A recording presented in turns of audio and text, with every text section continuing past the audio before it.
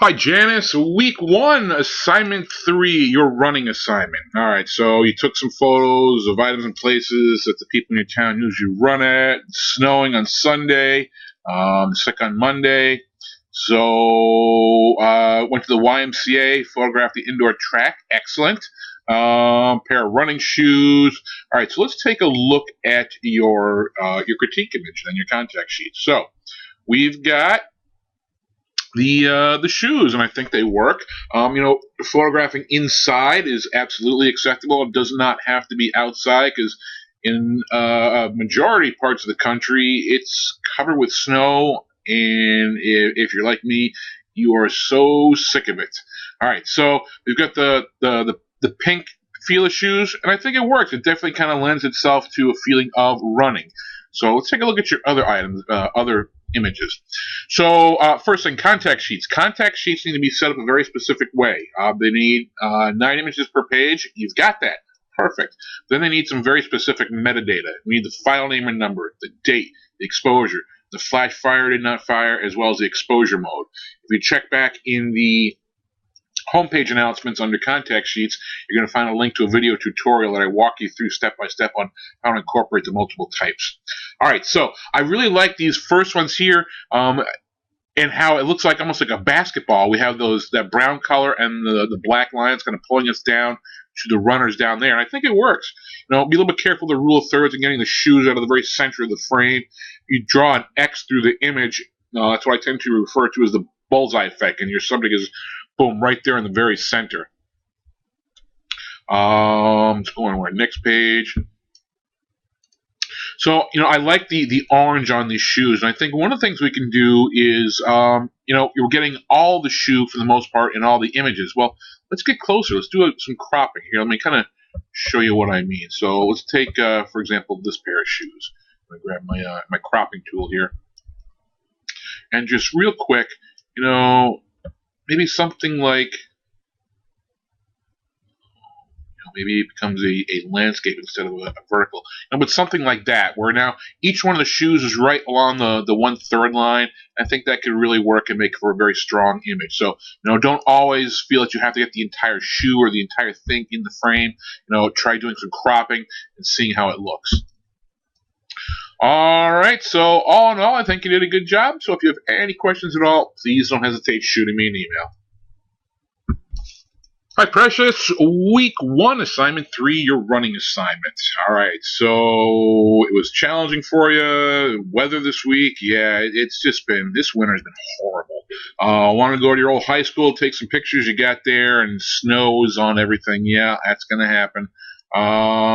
Worked with 2 models, your best friend and your boyfriend. All right, so let's take a look at your critique image, because I think it's a pretty strong one. So here we have, the pink shoes, the crack of the black top looks like there's some salt left over, and even got the text that I supplied. So great job on that. I think the one thing I would change is I would shift the shoes just a little bit more to get them more on one of the 1/3 lines. Here, let me give you a quick demonstration on the crop that I would try and use. Now, I understand that probably a good part of the interest here is the words "go" on the blacktop here, but something like that, the shoes are now much more well balanced rather than being like so. We draw an X to the image, you're kind of touching the center of the X right around the very center of the frame. So maybe even zoom out a little bit more, or take a step or 2 backwards, and then just arrange it, or maybe walk around so that you get the shoes more along that 1/3 line. But I absolutely think the actual subject matter works very well for the book. Maybe we walk further back and turn it into a portrait orientation rather than just a landscape here. But I absolutely think it works. Let's take a look at your contact sheets. Contact sheets need to be set up a very specific way. They need to have 9 images per page. You've got that. Perfect. They also need to have very specific metadata. We're looking for file name and number, date, exposure, flash fire, did not fire, as well as exposure mode. You check out the video tutorial I put together on the home page under contact sheets. It's going to walk you through step by step on how to do that. All right, so we've got the runners. The other thing you can do is set yourself up on your tripod and use a much slower speed. And at the same time, when the runner runs by with this slower shutter speed, it's going to convey this wonderful sense of motion. I like this one here, how it's on the 1/3 line, and then the double yellow line is kind of pulling us down and through the image. I think that works. The different color shoes. I like just the one of the water bottle. I think that's very strong, as we associate water bottles with running. Be a little bit careful of our exposure on these. Anytime you're dealing with that amount of snow and whiteness in the image, you need to intentionally overexpose, because the light meter is constantly trying to make everything this neutral gray, kind of this color here, and it sees all that snow and says, nope, I want to turn that gray, and then it underexposes it to try and make it that gray. So just do some bracketing, do a little bit of intentional overexposing, and you should be good to go. All right, so all in all, I think you did a good job. If you have any questions, please don't hesitate in shooting me an email. Hi, Bella. Week 1, assignment 3, your running assignment. All right, so your interpretation of the book led you to think about a more personal view of the author running by himself and having a personal aspect of doing what he loves. Approach this photo shoot with taking photos of a park trail that he can run to train for his long-distance running. Okay, good. I had the spot I wanted him, so had him run in different directions and speed to get the photo I saw in your head. Okay, excellent. So let's take a look at your critique image. Looks like you're one of the lucky few who does not have to deal with the snow at this time of year. So always make sure that you rotate the image the way that it was shot, and that's something I cover in the Lightroom and contact sheet tutorial that I have there posted in the homepage announcement. But I'm going to rotate this one. Can I right click? Yeah, rotate clockwise. There we go. Okay, so we have the runner, and you have the big text, running for my life, a personal history. So for me, the image becomes almost more about the text than it does the actual photograph. I think he's a little bit too close to the edge. If we kind of draw a line straight down to where he is, I mean, he's a good full third of the image. And I think getting him on the 1/3 line, which is right around in here, getting the center of his head, like shifted over just so that is right around in here, it's going to give you a much, much stronger composition. I love the shirt. The shirt is kind of generic enough that it's a good all-American feel to the story. And I would try reducing the size of the text here and make it more about the runner. But I think it works very, very well. It looks like it's a little bit on the underexposed side. I think it could be brightened up just a tad bit.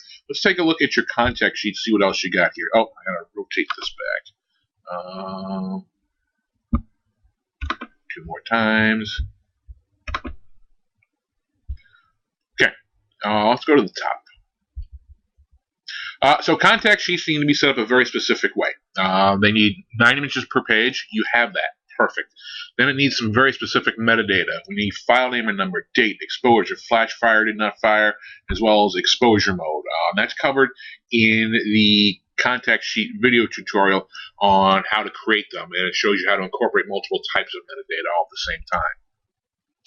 So I really liked this one here. I think it worked out very, very well. Again, it's that wonderful American flag shirt, but it's just dark enough that we can't really identify exactly who the person is. And at that point, we could almost place ourselves into that role of the person running. I thought that was a really good shot. Even though it's a little bit backlit, I think it works. I like the amount of detail we're getting in the trees here. I think for me, as for book cover, this is probably one that would work better between the two. Okay, see here, I think this is probably the one here. I'm going to zoom in a little bit. The one you have for critique image, yes. And I think this composition, right as it is, great. The only thing we have to do then is just drop the text right into there.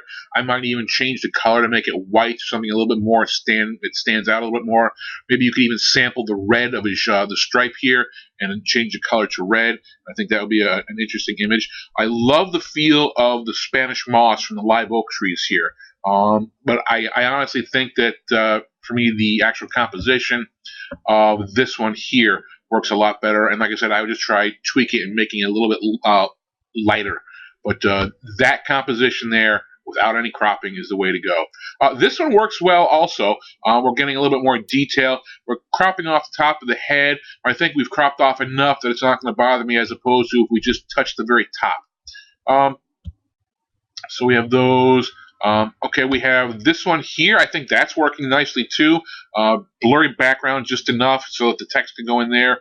You could also try using a slower shutter speed, setting up on your tripod, and have them keep running so we would instill a sense of motion and a feel of him running through the frame, rather than it being a higher shutter speed that's freezing the motion and capturing the motion. All right, so all in all, I think you did a good job. Like I said, I would not crop so tightly and make the text a little bit smaller. But all in all, I think you did a good job. If you have any questions, please don't hesitate shooting me an email. Hi, Kendall. Week 1, assignment 3, your running assignment. All right, so you had good intentions for it. Everything's going to be working against you. Horrible weather right now. Then one of your dogs got a hold of your shoes. Use the road in front of your house and made sure not to get hit by a car. Good. Definitely don't want that happening. All right, so let's take a look at your critique image here. So please make sure to rotate the image the way it was shot, and you can do that in Lightroom. And I cover that in the context sheet tutorial. Because this way now we have to go and rotate clockwise, and then we'll have to go back and re-rotate it. So don't assume because the weather is not bright and sunny that it's always bad. Look how soft and even this light is here. It's a very wonderful quality to it. And look how vibrant these shoes are, and they just pop off the page.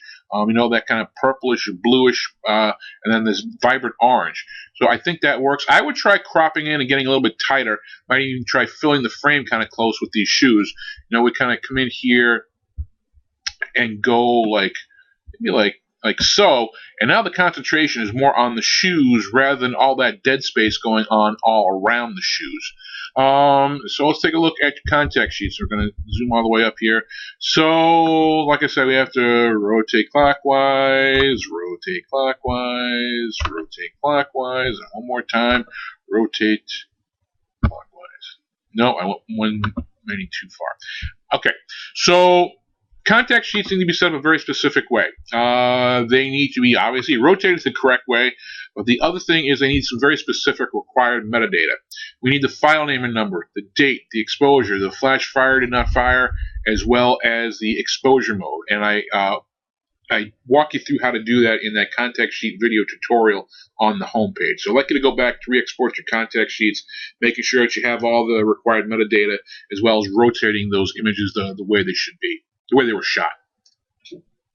Okay, so looking at them, the colors are fantastic, and that's because of that overcast lighting.